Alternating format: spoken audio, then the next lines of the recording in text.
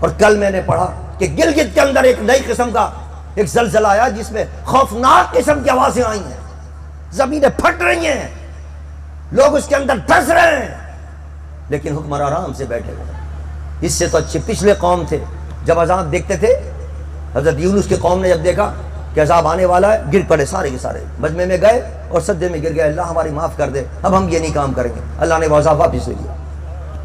یہاں عذاب آ رہا ہے، دیکھ رہے ہیں، سہ رہے ہیں اس عذاب کو، لیکن پھر بھی ہوش نہیں آ رہا۔ مسلسل ایک نہیں، دو نہیں، تین نہیں، مسلسل قوانین لا رہے ہیں اسلام کے خلاف۔ یہ قانون، یہ میں نے بتایا آپ کو، ایک اس سے پہلے قانون، کون سا قانون؟ گھریلو تشدد کے نام سے، بھائی گھر میں تشدد مت کرو، بھائی بیوی کو مت مارو، بھائی بچوں کو مت مارو، بات اچھا صاحب۔ الحمدللہ الذی لم یزل عالما قدیرا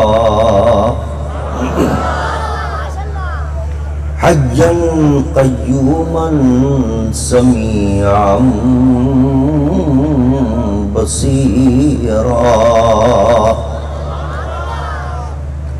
والصلاة والسلام على رسوله أرسله بالحق بشيرا ونذيرا وعلى آله وأصحابه كثيرا كثيرا أما بعد فاعوذ باللہ من الشیطان الرجیم بسم اللہ الرحمن الرحیم وَإِذْ قَالَ مُوسَىٰ لِقَوْمِهِ يَا قَوْمِ اذْكُرُوا نِعْمَةَ اللَّهِ عَلَيْكُمْ إِذْ جَعَلَ فِيكُمْ أَنْبِيَاءَ وَجَعَلَكُمْ مُلُوكًا وَآتَاكُمْ مَا لَمْ يُؤْتِ أَحَدًا مِّنَ الْعَالَمِينَ صدق اللہ وصدق رسوله النبي الأمين الكريم ونحن على ذلك لمن الشاهدين والشاكرين والحمد لله رب العالمين إن الله وملائكته يصلون على النبي يا أيها الذين آمنوا صلوا عليه وسلموا تسلیما۔ بلند آواز سے درود شریف پڑھ لیجیے۔ الصلاۃ والسلام علیک یا رسول اللہ،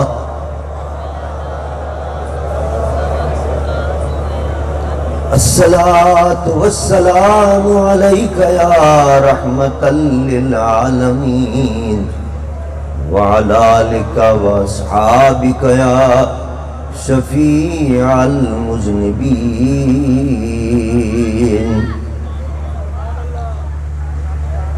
حمد و صلاۃ کے بعد دارالعلوم ضیاء القرآن بابا فتح شاہ کمپلیکس راجہ جنگ کے تمام عہدیداران اور مسجد کی تمام انتظامیہ اور اس کے تمام معاونین قابل مبارکباد ہیں، لائق سب تبریک ہیں، جنہوں نے اس بابرکت مہینے میں یہ بابرکت محفل سجائی ہے۔ خصوصیت کے ساتھ اس کے ماشاءاللہ روح رواں عزیز محترم حضرت مولانا محمد طاہر مرتضائی صاحب اور ان کے رفقا لائق سب تحسین ہیں، جنہوں نے اس محفل کا اہتمام کیا۔ اللہ تعالیٰ ان کی اور ان کے ساتھیوں کی اس کوشش کو اپنی اور اپنے محبوب کی بارگاہ میں شرف قبولیت سے ہمکنار فرمائے۔ ان کو بھی اور اس کے جو سرپرست ہیں چودھری محمد عمر صاحب، ان کو بھی اور ان کے تمام رفقا کو اس کی بہترین جزا عطا فرمائے۔ ہم نے اور آپ نے شرکت کی ہے، اللہ ہمیں اور آپ کو بھی میلاد مصطفیٰ کی رحمتوں سے برکتوں سے مالا مال فرمائے۔ ابھی مولانا بتا رہے تھے طاہر مرتضائی صاحب کہ تقریباً 30-32 سال کے بعد اس محفل مبارک میں آنے کی اور حاضری کی سعادت حاصل ہو رہی ہے۔ ان کے والد گرامی صاحبزادہ حضرت علامہ مولانا محمد منظور احمد صاحب مرتضائی زیدہ مجدہ، اور ان کے تایا حضرت علامہ مولانا مقبول احمد صاحب مرتضائی رحمت اللہ تعالیٰ علیہ رحمہم اللہ تعالیٰ، اللہ دونوں پر اپنی رحمت نازل فرمائے۔ یہ دونوں حضرات بڑے عاشق رسول تھے اور صحیح معنوں میں اہل سنت کے مجاہدین میں سے تھی۔ ہمارے بعض ساتھی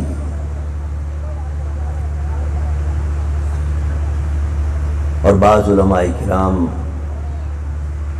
بس فقط مسجد تک اپنے آپ کو محدود رکھتے ہیں، لیکن جب کوئی سیاسی معاملہ آئے اور نظام مصطفیٰ کی بات آئے، مقام مصطفیٰ کی بات آئے، تو کہتے ہیں صاحب سیاست سے ہمارا کوئی تعلق نہیں۔ لیکن یہ دونوں ایسے مجاہد تھے کہ ایک میرے قائد حضرت علامہ شاہ احمد روحانی کا دایاں ہاتھ تھا اور ایک بایاں ہاتھ تھا۔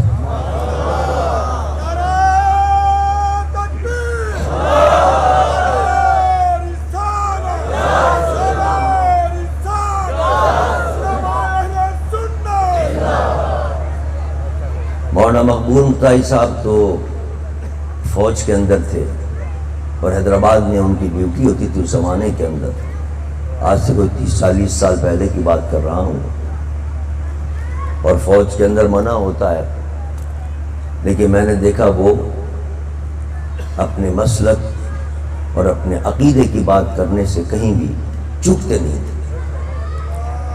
اور اپنا فرض جہاں بھی ہوتے تھے وہ ادا کیا کرتے تھے۔ الحمدللہ ان کی اثرات میں دیکھ رہا ہوں صاحبزادہ محمد طاہر مرتضائی کے اندر بھی وہ جرنز موجود ہیں الحمدللہ۔ ابھی یہ بتا رہے تھے کہ جب حیدرآباد میں ہمارے رکن الاسلام میں یہ پڑھا کرتے تھے، 2013 کا الیکشن آ گیا اور اس میں جمعیت علماء پاکستان نے حصہ لیا، اور وہ زمانہ بڑا ایم کیو ایم کے دہشت گردوں کا عروج کا زمانہ تھا، لیکن الحمدللہ قائد ملت اسلامیہ نے ہماری تربیت کی تھی، کبھی کسی کی دہشت گردی سے ہم مروب نہیں ہوئے، الحمدللہ ڈٹ کے ان کے مقابلے میں اذان دیتے رہے اور نظام مصطفیٰ کی بات کرتے رہے۔ ہمارے مولانا طاہر مرتضائی صاحب بھی اس زمانے میں حیدرآباد کے اندر ہمارے اس جہاد کے اندر الحمدللہ شامل رہے، اور جمعیت علماء پاکستان کے پلیٹ فارم سے انہوں نے بڑے مار کے سر کیے، وہاں بڑے بڑے دہشت گردوں کا مقابلہ کیا وہاں۔ اللہ تعالیٰ ان کے علم میں، عمر میں، عمل میں برکت عطا فرمائے، اور ان سے ہم سے جو اللہ تعالیٰ دین کا کام لے رہا ہے اللہ وہ قبول فرما لے اپنی بارگاہ کے اندر۔ حاضرین محترم، یہ بڑا مبارک مہینہ ہے، میلاد مصطفیٰ صلی اللہ علیہ وسلم کا مہینہ ہے۔ عاشقان مصطفیٰ صلی اللہ علیہ وسلم یوں تو سارے سال اپنے محبوب آقا کا میلاد مناتے ہیں، خوشیاں مناتے ہیں، جلسے منعقد کرتے ہیں، لیکن جو ہی ربیع الاول شریف کا مبارک مہینہ آ جاتا ہے، عاشقان مصطفیٰ کے جوش اور جذبوں میں اور اضافہ ہو جاتا ہے۔ اور کیوں نہ ہو، وہ جو کچھ بھی کرتے ہیں وہ اپنے معبود رب کے حکم سے کر رہے ہوتے ہیں، اپنی طرف سے نہیں کرتے۔ ہم جو کچھ خوشیاں مناتے ہیں اور جس انداز سے اپنے محبوب آقا کے آنے پر مسرت کا اظہار کرتے ہیں، وہ یہ سمجھ لیجئے کہ اللہ کے حکم پر عمل کرتے ہوئے، قرآن پر عمل کرتے ہوئے عبادت کر رہے ہوتے۔ میں نے قرآن کی ایک آیت آپ کے سامنے تلاوت کرنے کی سعادت حاصل کی۔ اللہ تعالیٰ حضور کی امتیوں کو یاد دلا رہا ہے پچھلے امتوں کے اور پچھلے نبیوں کے واقعات قرآن بیان کرتا ہے، اور حضور کی امت کو وہ سنا کر اس سے سبق دیتا ہے۔ حضرت موسیٰ کا ایک قول نقل کر رہا ہے قرآن،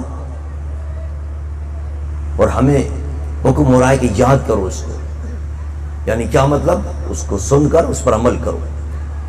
وہ کیا حکم ہے اور وہ کیا واقعہ تھا، وہ کیا قول تھا ان کا؟ قرآن کہتا ہے وَإِذْ قَالَ مُوسَىٰ لِقَوْمِهِ يَا قَوْمِ اذْكُرُوا نِعْمَةَ اللَّهِ عَلَيْكُمْ۔ اتنا بڑا مجمع ہے عاشقان مصطفیٰ کا، اور دو آوازیں آئی ہیں سبحان اللہ کی۔ یہ حضور کا میلاد پڑھا جا رہا ہے، یہ حضور کا میلاد پڑھا جا رہا ہے، سب عاشق بیٹھے میں جھوم کر کہہ دیں سبحان اللہ۔ وَإِذْ قَالَ مُوسَىٰ لِقَوْمِهِ يَا قَوْمِ اذْكُرُوا نِعْمَةَ اللَّهِ عَلَيْكُمْ۔ اور جب یاد کرو، اللہ فرماتا ہے یاد کرو اے امت مصطفیٰ، یاد کرو۔ مولا کیا یاد کریں؟ وہ حضرت موسیٰ کا قول یاد کرو۔ کون سا قول؟ جب انہوں نے اپنی قوم سے کہا، کیا کہا؟ اذکروا نعمت اللہ علیکم، اے میری قوم اللہ کی نعمتوں کو یاد کیا کرو۔ اللہ نے بڑی بڑی تمہیں نعمتیں عطا کی ہیں، اس کا شکر ادا کرو۔ کس طرح کہ اس کو ذکر کیا کرو، ان نعمتوں کو یاد کیا کرو۔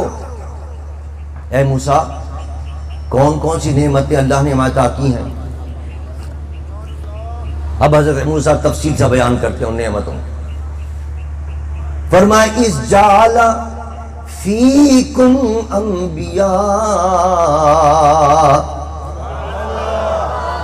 اے میری قوم اللہ نے سب سے بڑی نعمت تمہیں یہ عطا کی ہے کہ تمہارے اندر انبیاء کو پیدا کیا۔ یہ سب سے بڑی نعمت عطا کی، اس کو یاد کیا کرو۔ وَجَعَلَكُمْ مُلُوكًا، اور تمہیں بادشاہ بھی بنایا، بادشاہت عطا کی، حکمرانی عطا کی، حکومت عطا کی، اقتدار عطا کیا۔ یہ بھی ہماری نعمت ہے، اس کو بھی یاد کیا کرو۔ وَآتَاكُمْ مَا لَمْ يُؤْتِ أَحَدًا مِّنَ الْعَالَمِينَ۔ اور اے قوم، اے میری قوم، حضرت موسیٰ کہہ رہے ہیں اللہ نے تمہیں تو وہ نعمت عطا کی ہے جو سارے جہان میں اللہ نے کسی کو عطا نہیں۔ دیکھو تم نے کہا تھا کہ اللہ آسمان سے من و سلوہ نازل فرما، اللہ نے آسمان سے تمہارے لیے کھانا اتار دیا۔ یہ دنیا میں کسی کو نہیں ملا، تمہیں اللہ نے نعمت عطا کی ہے۔ فرعون پیچھے آ رہا تھا، راستہ بند تھا، سامنے دریا تھا، اور دیکھو کیسا ہم نے عصا مارا، اسی وقت راستہ بندہ چلا گیا۔ یہ نعمت تمہیں عطا کی ہے۔ کیسی کیسی نعمتیں ہم نے تمہیں عطا کی ہیں؟ ان نعمتوں کو یاد کیا کرو تاکہ ہمارا شکر ادا ہو جائے۔ یہ دیکھیے یہ قرآن کی آیت ہے اور اس کا ترجمہ ہے جو میں نے آپ کے سامنے پیش کیا۔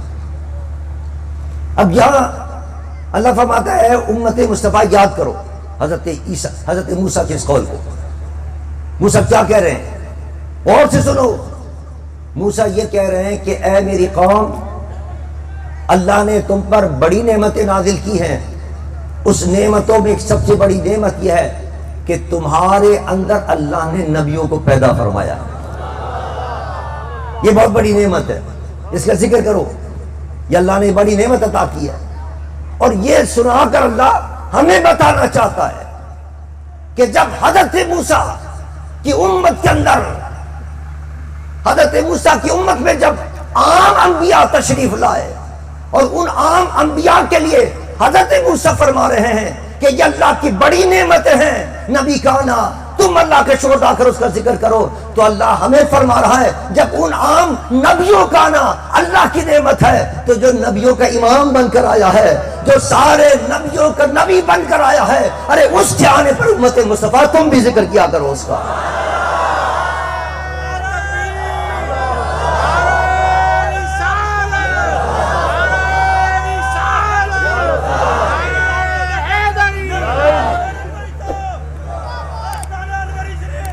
یہ سبق دینا مقصود ہے۔ اللہ نے فرمایا اذکروا نعمت اللہ، یہ بھی اللہ کی نعمت ہے۔ ہم جس قوم کے اندر اپنے نبی بھیجیں، عام نبی بھیجیں، وہ بھی نعمت ہے۔ تو جس قوم کے اندر نبیوں کا امام آ گیا وہ کتنی بڑی نعمت ہو، اور اس کا ذکر یہ بتایا جا رہا ہے۔ اس کا شکر ادا کس طرح ہے؟ اس کا شکر یہ ہے کہ اس کا ذکر کیا کرو، اس نعمت کا چرچا کیا کرو، اس ذکر کا ذکر کرو، اس نعمت کا۔ آج ہم کیا کر رہے ہیں؟ اللہ کے اسی حکم پر عمل کر رہے ہیں، راجہ زنگ کے اندر بیٹھ کر اپنے آقا کے آنے کا ذکر کر رہے ہیں۔ مولا تو نے تو کہا تھا، حضرت موسیٰ کو انہوں نے اپنی امت کو یاد دلایا تھا کہ تمہارے اندر نبی آئے تھے، تم ان کا ذکر کرو۔ ہمارے اندر تو نے اپنا محبوب بھیجا ہے، آج ہم یہاں بیٹھ کر راجہ زنگ میں تیرے محبوب کے آنے کا ذکر کر رہے ہیں، اور ذکر کر کے در حقیقت شکر ادا کر رہے ہیں کہ اللہ تیرا شکر ہے کہ تو نے اپنا محبوب عطا فرمایا۔ تو یوں سمجھ لیجئے کہ جب ہم نبی کے آنے کا تذکرہ کرتے ہیں تو اللہ کے حکم پر عمل کر رہے ہوتے ہیں اور اس کا شکر ادا کر رہے ہوتے ہیں۔ اب دیکھیے ایک بات میں آپ سے عرض کروں، یہ تو عام نبیوں کی بات تھی۔ عام نبیوں کے لیے اللہ نے کیا فرمایا کہ ان کی شکر ادا کرنے کا طریقہ کیا ہے؟ اذکروا نعمت اللہ علیکم، ان کے آنے کا ذکر کرو۔ یہاں لفظ ذکر استعمال ہوا، یہاں لفظ ذکر استعمال ہوا۔ اب آپ جانتے ہیں کہ ذکر جو ہے وہ کئی طرح کا ہوتا ہے، ایک ذکر خفی بھی ہوتا ہے، ایک ذکر جلی بھی ہوتا ہے۔ ہم نقشبندی جو ہیں وہ ذکر خفی کرتے ہیں۔ ذکر خفی کیا مطلب؟ دل میں ذکر کرنا۔ ہمارے یہ سبق دیا جاتا ہے بھائی آنکھ بند کر لو، زبان کو بند کر لو اور دل سے کہو لا الہ الا اللہ، لا الہ الا اللہ۔ یہ ہم سبق دیتے ہیں اپنے مریدوں کو، اسے کہتے ہیں ذکر خفی، دل سے ذکر کرنا۔ اور ایک ہوتا ہے ذکر جلی، یعنی زبان سے ذکر کرنا۔ زبان سے بھی اگر آپ آہستہ ذکر کریں تو وہ بھی ذکر خفی ہے، کہ صرف آپ سنیں، پاس بیٹھنے والا نہ سنیں، تو وہ بھی ذکر خفی ہے۔ اور زور زور سے ذکر کریں لا الہ الا اللہ، لا الہ الا اللہ، پورے جناب مسجد کے اندر ایک آواز بلند ہو جائے، خانقاہ میں ایک آواز بلند ہو جائے، یہ ذکر جلی کہلاتا، یہ ذکر جلی کہلاتا۔ تو ذکر دونوں قسم کا ہوتا ہے، دونوں قسم کا ہوتا ہے۔ دل سے ذکر کریں وہ بھی ذکر ہے، زبان سے آہستہ ذکر کریں وہ بھی ذکر ہے، زبان سے زور سے ذکر کر رہے ہیں وہ بھی ذکر ہے۔ اللہ نے جب نبی بھیجے ان کے شکریہ ادا کرنے کا طریقہ یہ بتایا، اذکروا نعمت اللہ علیکم، نبی کے آنے کا ذکر کیا کرو۔ یعنی کیا مطلب؟ اگر تم نے دل کے اندر ذکر کر لیا تو بھی شکر ادا ہو گیا، ذکر ہے نا، یہ اذکروا کا لفظ آیا۔ اگر تم نے زبان سے آہستہ سے ذکر کر لیا تو یہ بھی نبی آنے کا ذکر ہو گیا، اور اس نبی کا آنے کا تم نے شکر ادا کر لیا۔ یا زور سے ذکر کر لیا، بلند آواز سے ذکر کر لیا تو وہ بھی شکر ادا ہو گیا اس کے آنے کا۔ لیکن قربان جاؤں، جب میرے مصطفیٰ کی باری آئی، جب حضور جیسی نعمت کے ذکر کرنے کا مقام آیا تو اذکروا کا لفظ استعمال نہیں کیا قرآن نے، بلکہ قرآن کہتا ہے وَأَمَّا بِنِعْمَةِ رَبِّكَ فَحَدِّثْ۔ یہاں ذکر نہیں فرمایا کہ میری نعمت میں تمہیں عطا کر رہا ہوں اس کا ذکر کرو، اس نعمت سے مراد حضور کی ذات گرامی مراد ہے۔ فرمایا جب میں تجھے نعمت مصطفیٰ عطا کروں، اپنی سب سے بڑی نعمت حضور کی صورت میں جب میں تجھے عطا کروں، تو زبان سے آہستہ ذکر کرنا کافی نہیں ہوگا، دل کے اندر ذکر کرنا کافی نہیں ہوگا، حدیث کہہ کے بتایا جس کے معنی بیان کرنا. ارے سب کو مجمع سجاؤ اور وہاں بیٹھ کر اسٹیج پر مصطفیٰ کا ذکر کیا کرو.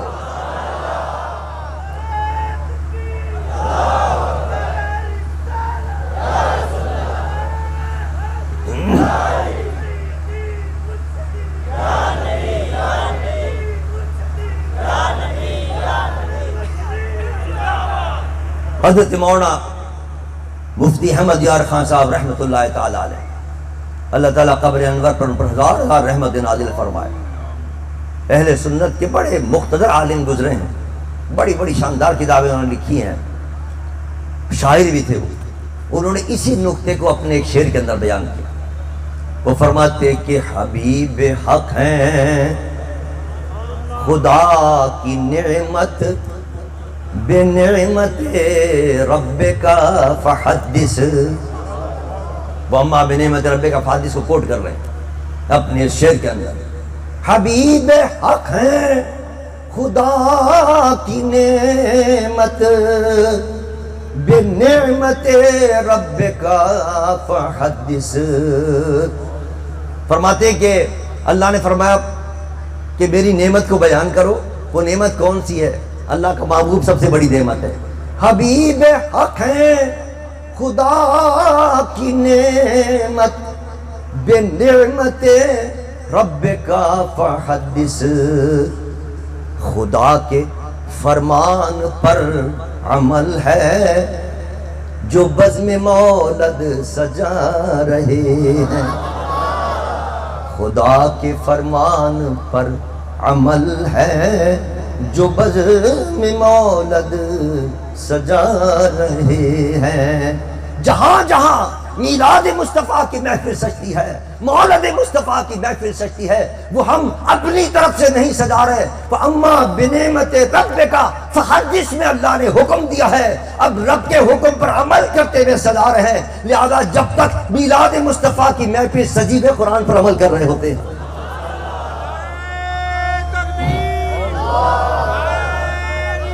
اور آپ حضور سرور دو جہاں صلی اللہ علیہ وسلم کی آمد پر یہ جو آج محفل یہاں سجا کے بیٹھے ہوئے اور حضور کے ذکر کر رہے، حضور کے آنے کا کہہ رہے ہیں اللہ تو نے ہم پہ بڑی نعمت عطا کی ہے، جو سب سے بڑی نعمت ہے وہ تو نے عطا کی ہے. اس کا شکر ادا کر رہے ہیں کہ اس کا ذکر پاک یہاں کر رہے ہیں، اس کے آنے کا ذکر کر رہے ہیں، اس کا شکر ادا ہو رہا. اور یاد رکھیے میرے مصطفیٰ کے آنے کا شکر اللہ کی بارگاہ میں ادا کرنے کا یہ بھی طریقہ ہے کہ ہم حضور کے آنے کا ذکر کریں، حضور کے تشریف آوری کا ذکر کریں، لیکن ساتھ ساتھ حضور کے پیغام جو لے کر آئے اس کا بھی ذکر کریں کہ حضور کیا پیغام لے کر آئے ہیں. یہ بھی شکریہ ادا کرنے کا طریقہ ہے. اور اسی آیت میں آگے اس کا ذکر ہو رہا ہے. فرمایا کہ یا قوم اذکروا نعمت اللہ علیکم اذ جعل فیکم انبیاء وَجَعَلَكُمْ مُلُوكًا وَآتَاكُمْ مَا لَمْ يُؤْتِ أَحَدًا مِّنَ الْعَالَمِينَ. فرمایا ہم نے ایک اور نعمت عطا کی ہے، اور وہ کیا ہے کہ تمہیں بادشاہ بنایا، تمہیں حکمراں بنایا ہے. اس کا کیا شکریہ ادا ہے؟ ہمارا اس کا شکریہ ادا یہ ہے کہ جب حکومت تمہیں مل جائے، جب اقتدار تمہیں مل جائے تو پھر اللہ نے جو حکم دیے ان احکامات کو نافذ کیا کرو. یہ اس کا شکریہ ادا کرنے کا طریقہ ہے. حضور تشریف لائے، ہم نے ذکر کر لیا حضور آ گئے، لیکن حضور کیوں آئے تھے؟ اس لیے آئے تھے کہ مدینہ منورہ میں سب سے پہلے ایک نظام حکومت بنا کے دکھائیں. حکومت بنا کے دکھائی حضور نے کہ حکومت اس طرح چلتی ہے، حکومت کا نظام اس طرح چلتا ہے. ہمیں اس آیت میں بتا دیا گیا یہ بھی اللہ کی نعمت ہے. اگر کسی کو اقتدار مل جائے، کسی کو حکومت مل جائے، یہ بہت بڑی نعمت ہے. لیکن دیکھو اس نعمت کی ناشکری نہ کرنا. اس کی ناشکری یہ ہے کہ اللہ کے احکامات کو تم نافذ نہ کرو اقتدار ملنے کے بعد. جب اللہ نے طاقت دی ہے، قدرت دی ہے، قوت دی ہے، اقتدار دیا ہے، اس لیے دیا ہے کہ اللہ کے احکامات کو نافذ کرو. اور اگر اللہ کے احکامات کو نافذ نہیں کرتے تو سمجھ لو تم اللہ کے اس نعمت کی ناشکری کر رہے ہو. اللہ حدیث مبارک کے اندر آتا ہے، میرے آقا فرماتے ہیں کہ جن کو اللہ اقتدار عطا کرے اور اقتدار ملنے کے بعد وہ رعایا کی خیال نہ کریں، رعایا کا خیال نہ کریں، ان کے دکھ اور درد کا خیال نہ کریں، ان کی خبرگیری نہ کریں، تو ایسا حکمراں قیامت کے دن جنت کی خوشبو بھی نہیں پا سکے۔ یہ آج کل کے ہمارے حکمرانوں کے لیے سبق ہے۔ بدمست بیٹھے ہوئے ہیں، عیاشیاں کر رہے ہیں، لوٹ رہے ہیں، ملک قوم کو خزانے کو لوٹ رہے ہیں، عوام مر رہی ہے، روزانہ پیسے بڑھا دیتے ہیں، روزانہ پیسے بڑھا رہے ہیں۔ پتہ چلا آج 30 روپے بڑھ گئے پیٹرول پہ، آج 5 روپے بڑھ گئے، آج 10 روپے بڑھ گئے، آج بجلی پہ بڑھ گئے، آج گیس پہ بڑھ گئے، آج بھی ڈیزل پہ بڑھ گئے، آج جناب پیٹرول پہ بڑھ گئے، آج گیس پہ بڑھ گئے، روزانہ پیسے بڑھ رہے ہیں، اور اس کے اثرات کھانے پینے کی چیزوں پر ہو رہے ہیں۔ پتہ چلا آلو کتنا مہنگا ہو گیا، پتہ چلا کہ روٹی کتنی مہنگی ہو گئی، ایک 5 روپے کی روٹی ملتی تھی، آج 30 روپے کی روٹی مل رہی ہے بعض جگہ پر۔ آپ اندازہ کیجئے غریب کا کیا حال ہوگا، کس طرح وہ گزر بسر کرے گا، اور ان کو کوئی ہوش نہیں ہے، آرام سے بیٹھے ہوئے ہیں۔ اور تعجب یہ ہے کہ اس حال کے اندر بھی قوم پر ظلم کرنے پہ تلے ہوئے ہیں، یہ نہیں سوچ رہے کہ قوم مر رہی، کم سے کم اب تو کچھ خیال کر لیں، اب تو لوٹنے سے باز آ جائیں۔ آپ اندازہ کریں 72 آدمی ہیں اس وقت ہمارے حکمرانوں کے کیبنٹ کے اندر، وزیر 72 وزیر، پاکستان سے کئی گنا بڑے بڑے ممالک، کئی گنا بڑے بڑے ممالک، کہیں 25 ان کے وزیر ہیں، کہیں 15 وزیر ہیں، کہیں 10 وزیر ہیں، کہیں 20 وزیر ہیں، اور چھوٹا سا ملک ہے، اور اس کے اندر جناب 72 وزیر، اور ان کے جناب آپ اندازہ کریں جو ان کو مراعات ملتی ہیں، جو ان کی تنخواہ ہیں، جو ان کو پیٹرول مفت دیا جاتا ہے، آنے جانے کا کرایہ مفت دیا جاتا ہے، کروڑوں کے اندر ایک آدمی پر خرچ ہوتا ہے، کوئی خیال نہیں ملک کا، ڈر نہیں ہے اللہ کا ان کو کہ قیامت کے دن وہ کیا جواب دیں گے، قوم کو کیا جواب دیں گے۔ عزیزان من، پاکستان اس لیے بنایا تھا کہ پاکستان میں اسلام کا نظام آئے، شکر ادا کرنا، اللہ نے فرمایا یہ شکر ادا کرنا ہے، وَجَعَلَكُمْ مُلُوكًا وَآتَاكُمْ مَا لَمْ يُؤْتِ أَحَدًا مِنَ الْعَالَمِينَ، اس لیے دیتا اللہ کا نظام یہ نافذ کرو۔ پاکستان بنانے والے قائد اعظم نے کہا تھا میں اس لیے بنا رہا ہوں کہ یہاں اسلام کا نظام نافذ ہوگا، لیکن اس وقت سے لے کے اب تک ایسے حکمراں آتے رہے جو جناب اسلام کے کوئی درد نہیں رکھتے تھے، اسلام سے کوئی محبت نہیں رکھتے تھے، آتے گئے اور اسلام کے خلاف قوانین نافذ کرتے رہے، اور اب ایک دوسرے پر الزام لگاتے ہیں لیکن سب ایک تھیلی کے چٹے بٹے۔ کیسے خطرناک قوانین نافذ کیے، ڈرتے نہیں اللہ کے عذاب سے۔ پاکستان کے اندر آپ نے سنا ہوا ٹرانسجینڈر جیسا خطرناک قانون نافذ کر دیا، قانون بنا دیا، سینٹ کے اندر اس کو پاس کر لیا، اور ساری جتنی سیاسی پارٹیاں وہ سب موجود تھیں، اور کسی کو خیال نہیں آیا کہ کم سے کم ایک ووٹ تو اس کے خلاف آ جاتا، جس کے اندر مرد کی مرد سے شادی کی اجازت دی جا رہی ہے، لواطت کی اجازت دی جا رہی ہے۔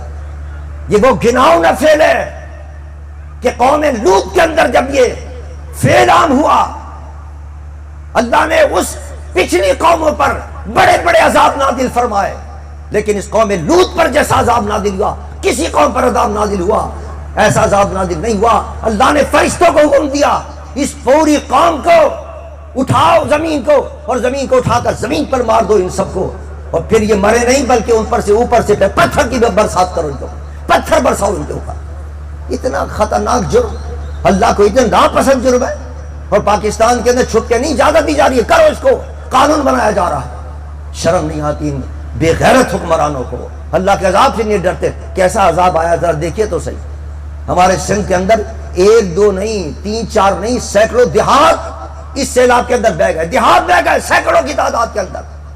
یہی حال کے پی کے اندر ہوا ہے، یہی حال بلوچستان کے اندر ہوا ہے۔ آپ ذرا اندازہ تو کیجئے ایک دیہات کے اندر کتنے لوگ ہوں گے، کتنی جھوپڑیاں ہوں گی، کتنے مکان ہوں گے، اس میں کتنے بال مویشی ہوں گے، کتنے لوگ ہوں گے، کتنی ان کی جائیدادیں ہوں گی، سب کچھ بہ گیا، سب ختم ہو گیا، سڑک پہ بیٹھے ہوئے ہیں، اللہ کا عذاب نہیں۔ اور کل میں نے پڑھا کہ گلگت کے اندر ایک نئی قسم کا ایک زلزلہ آیا جس میں خوفناک قسم کی آوازیں آئی ہیں، زمینیں پھٹ رہی ہیں، لوگ اس کے اندر دھس رہے ہیں، لیکن حکمران آرام سے بیٹھے ہوئے. اس سے تو اچھے پچھلے قوم تھے، جب عذاب دیکھتے تھے. حضرت یونس کی قوم نے جب دیکھا کہ عذاب آنے والا ہے، گر پڑے سارے کے سارے، مجمع میں گئے اور سجدے میں گر گئے، اللہ ہماری معاف کر دے، اب ہم یہ نہیں کام کریں گے. اللہ نے وہ عذاب واپس لے لیا. یہاں عذاب آ رہا ہے، دیکھ رہے ہیں، سہ رہے اس عذاب کو، لیکن پھر بھی ہوش نہیں آ رہا. مسلسل ایک نہیں، دو نہیں، تین نہیں، مسلسل قوانین لا رہے ہیں اسلام کے خلاف. یہ قانون، یہ میں نے بتایا آپ کو، ایک اس سے پہلے قانون. کون سا قانون؟ گھریلو تشدد کے نام سے. بھائی گھر میں تشدد مت کرو، بھائی بیوی کو مت مارو، بھائی بچوں کو مت مارو. بات اچھا صاحب نہیں ماریں گے، پھر کیا کریں؟ اگر بچے کو آپ نے ڈانٹ بھی دیا، وہ قانون نافذ ہو گیا پاکستان کے. اگر آپ نے ڈانٹ بھی دیا بچے کو، بیٹا تم نے آج نماز نہیں پڑھی، جاؤ نماز کے لیے، ابھی تک کیوں نہیں گیا نماز کے لیے؟ وہ ٹیلی فون کرے گا، ایسے چو کہے گا ابا مجھے پریشان کر رہا ہے، سونے نہیں دے رہا مجھے. ایسے چو آئے گا اور آپ کو اٹھا کے لے جائے گا کہ بیٹے کو آپ نے پریشان کیوں کیا، نماز کے لیے کیوں کہا؟ بتائیے. یہ پاکستان اس لیے بنایا تھا کہ اس کے اندر انسان اپنے بچے کو نماز کے لیے نہیں کہہ سکتا. مدرسے کے اندر آپ پڑھنے کے لیے قرآن نہیں بھیج سکتے اس کو. وہ کہے گا میرا جی نہیں چاہ رہا پڑھنے کو، ابا مجھے پریشان کر رہا ہے. ابا جائے گا جیل کے اندر کہ قرآن کے لیے کیوں کہا. حسان من، یہ پاکستان کے ظلم ہو رہے ہیں، اس قسم کے قوانین نافذ کر رہے ہیں. ہائے ہائے، یہ صرف قصور ہمارا اور آپ کا ہے.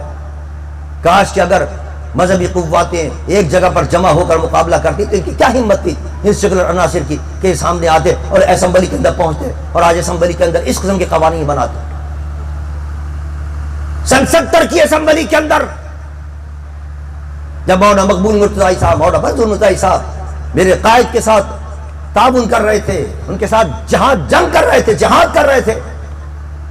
جمعیت علماء پاکستان کے پلیٹ فارم پر 7 مجاہد پہنچے تھے اسمبلی کے اندر، 70 کی اسمبلی کے اندر، جس میں سے 2 باغی ہو گئے تھے، باقی بچے 5. لیکن 5 نے وہ کارنامہ انجام دیا کہ قادیان کو غیر مسلم مقلد قرار دلوا دیا. اسے کہتے ہیں سیاست، اس کا نام ہے سیاست. کہ 7 میں سے 5 آدمیوں نے پوری اسمبلی کو اپنا ہم نوا بنا دیا. اور میرے قائد فرمایا کرتے تھے، جب میں یہ بل لے کے گیا ذوالفقار علی بھٹو کے پاس، تو ذوالفقار علی بھٹو نے مجھ سے کہا نورانی صاحب یہ مسئلے کسی کوئی کافر ہے کوئی مسلمان ہے، یہ مسئلے کیا نام ہے آپ کے مدرسے کے، یہ آپ اسمبلی میں کہاں لیا یہ مسئلے؟ اب ظاہر ہے اس کو سمجھانا تو بڑا مشکل کام تھا. نورانی صاحب نے بڑے پیار سے اور بڑے منطقی انداز سے کو سمجھایا. وزیر اعظم اس زمانے کا ذوالفقار علی بھٹو سے کہا کہ بھٹو صاحب مجھے ایک سوال کا جواب دیجئے، اگر کوئی اس وقت کھڑا ہوگا کہہ دے کہ میں پاکستان کا وزیر اعظم ہوں تو آپ کیا کریں گے؟ بھٹو صاحب نے کہا اس کو پھانسی پہ چڑھا دوں، وزیر اعظم تو میں ہوں، وہ کیسے وزیر اعظم بن رہا ہے جھوٹا؟ نورانی صاحب نے فرمایا آپ کو اللہ نے عہدہ دیا ہے، اگر کوئی جھوٹا اس عہدے کا اعلان کرے آپ کو گوارا نہیں ہو سکتا. میرے اور آپ کے نبی کو بھی اللہ نے ختم نبوت کا ایک موجودہ عطا فرمایا ہے، ایک عہدہ عطا فرمایا ہے. اگر کوئی جھوٹا دعویٰ کرے گا نہ آپ کو برداشت ہونا چاہیے نہ مجھے برداشت ہوگا.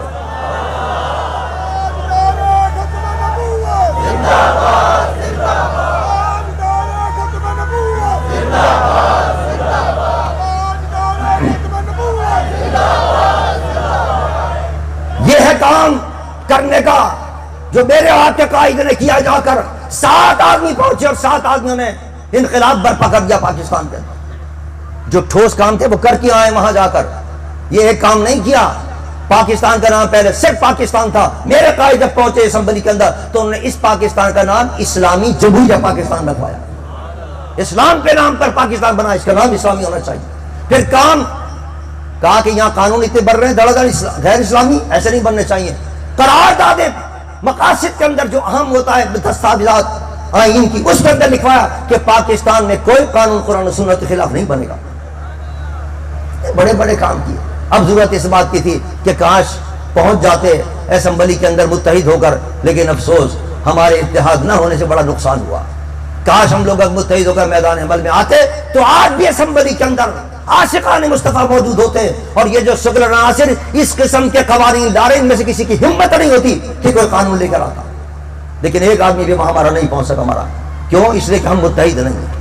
ہم کہتے رہے آج بھی ہم کہہ رہے ہیں نقصان اٹھاؤ گے اگر اتحاد نہیں کیا تو اتحاد کریں، اتحاد کرنے کے بعد میدان عمل کیا آ ہے. اور چلو اگر بد مذہبوں سے نہیں کر رہے تو کم سے کم اہل سنت سے تو اتحاد کر لو. ہمارے قائد نے تو حکمت کے تحت دیگر مسالک کے لوگوں سے بھی اتحاد کر کے اتنا بڑا کارنامہ انجام دے دیا کہ اسمبلی کے اندر 60 سے زیادہ سیٹیں حاصل کر لی. 60 معمولی بات نہیں ہوتی، 60 سیٹیں حاصل کر لی. وزارت عظمیٰ کے لیے ہم نے الیکشن لڑوایا، اپنے آدمی کو کھڑا کیا. جمالی صاحب ایک ووٹ سے جیتے تھے، ایک ووٹ سے جیتے تھے. یہ کوئی معمولی بات ہے کہ وزارت عظمیٰ کے اندر ہمارا امیدوار صرف ایک ووٹ سے رہ جائے؟ اتنی بڑی طاقت تھی متحدہ مجلس عمل کی جب میرے قائد نے متحدہ مجلس عمل کے پلیٹ فارم بنایا تھا اور اس پہ الیکشن لڑوایا تھا. کیا ہو رہا ہے مولانا یہ؟